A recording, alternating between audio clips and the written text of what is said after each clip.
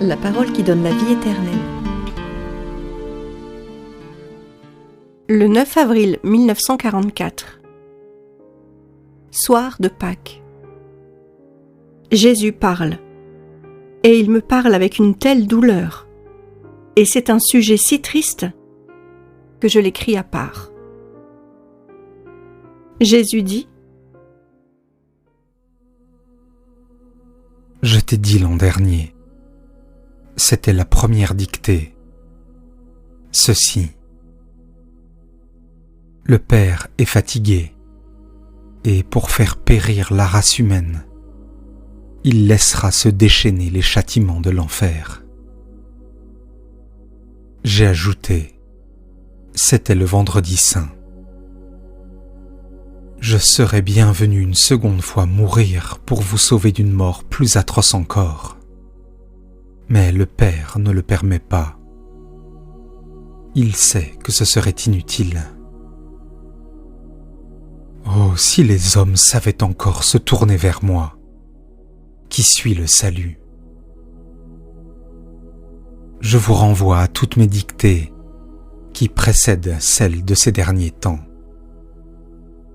J'ai parlé en me servant des prophéties du livre saint, en vous les expliquant, en les appliquant à l'époque actuelle. Si je me suis tu, ensuite, sur ce ton, c'est parce que j'ai compris que cela ne servait pas aux fins du bien, et que c'était même dangereux. Ces paroles divines peuvent en effet devenir des armes de torture diabolique contre mes serviteurs qui les entendent, les répètent, les répandent et les accueillent. Néanmoins, ma pensée, même non exprimée en mots, est celle-là et ne change pas. Maria, je t'ai dit, à la fin du mois de mai de l'an dernier, en ce qui concerne l'avenir, que veux-tu savoir, pauvre âme ? Remercie ma miséricorde, qui, pour le moment, te cache en bonne partie la vérité sur l'avenir. Pauvre âme. Je t'ai dit, une autre fois, tu voudrais que j'apparaisse et que je me montre ?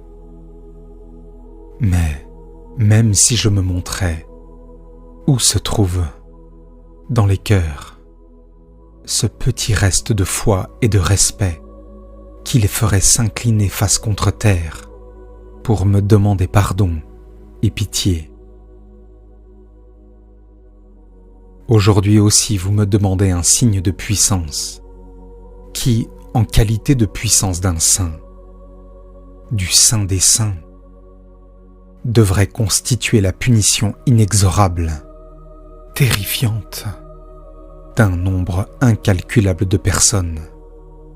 Car je répète ce que j'ai dit des milliers de fois. Les grands coupables existent, parce que la masse est plus ou moins coupable des mêmes péchés que les grands. Or, je te le dis, ma pauvre âme à qui j'ai accordé de me voir triomphant, pour infuser de la force à ton être accablé à la fois dans sa chair, qui meurt, et dans son esprit désolé par l'épreuve que tu subis, et les erreurs qui t'entourent. Je ne peux pas donner ce signe de ma puissance. Il m'est impossible de le faire. Non pas que Dieu ait perdu la faculté d'en faire, car rien n'est impossible à Dieu. Mais c'est l'heure du pouvoir des ténèbres. Les hommes l'ont voulu de leur plein gré. Le règne du mal est déjà instauré. Quoi que je fasse, ce serait annihilé par la volonté de l'homme. tout bien serait détruit par le mal. J'assiste, impuissant, à cette course vers la mort spirituelle de toute l'humanité.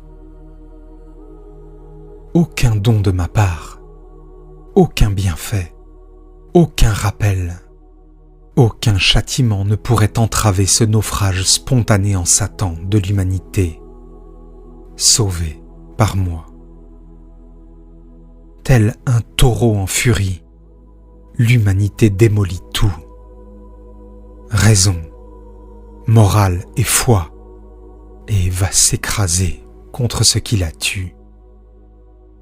La main profanatrice de l'homme se lève pour accomplir un nouveau crime qui ne mérite aucun pardon. Le Père ne veut pas pardonner.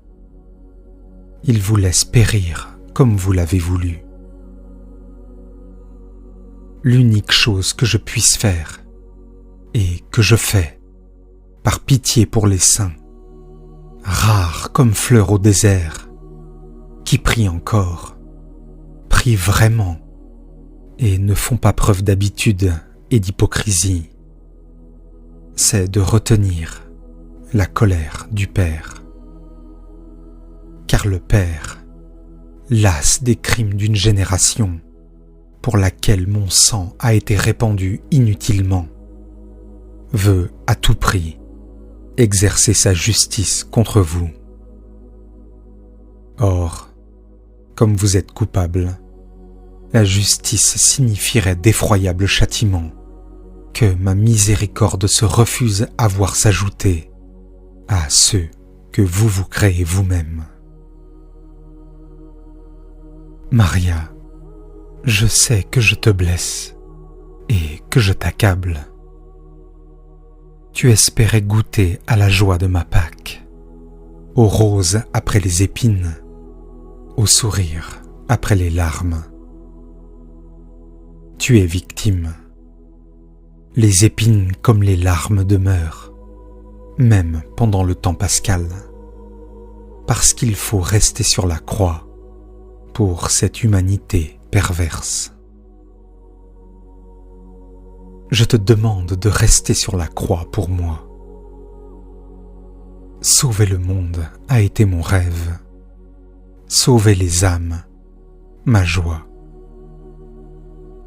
Le monde est perdu pour Dieu, mais les âmes peuvent encore être sauvées. Ceux qui ont encore une âme, malade mais vivante. Je te demande de l'amour pour elle. C'est Jésus, mendiant d'amour dans son vêtement de ressuscité glorieux, qui te demande cet obol d'âme, afin que son royaume compte encore des sujets. Va en paix. Pâques de la Résurrection. L'Esprit Saint dit : Je suis le consolateur. Je console ceux que la consternation accable et que l'époque actuelle torture. Je suis celui qui soigne et adoucit l'amertume de la parole qui dit la vérité, laquelle est aujourd'hui bien amère. Je viens te dire d'avoir encore confiance en ce jour qui marque le triomphe de l'amour, comme Noël en est la plus haute manifestation. En effet, Noël est le début de la rédemption, qui est charité active, tandis que Pâques est la rédemption accomplie, la victoire de la vie sur la mort, par l'amour élevé à l'holocauste volontaire, pour vous donner la vie. L'acte qui a rendu possible ma descente en vous, qui êtes redevenu sanctifié par le sang de Dieu le Fils, pour vous réunir à Dieu le Père par l'amour, sans lequel Dieu ne peut être en vous, ni vous en Dieu. Même si tout semble perdu, Aie confiance. Même si l'abîme du mal vomit ses démons pour tourmenter la terre et la féconder, pour qu'elle engendre l'Antéchrist, même si l'abîme des cieux paraît se fermer, par ordre du Père de qui nous procédons, nous, le Verbe et l'Esprit, nous sommes encore à l'œuvre, et vous aimons pour vous sauver et vous défendre. Le Verbe en tant qu'amour, et moi également en tant qu'amour. Le Verbe en tant que rédemption, et moi en tant que sanctification. Nous ne cessons pas de répandre, l'un les mérites de son sang, l'autre les charismes de sa puissance pour votre bien. Aie confiance. L'amour a toujours été victorieux.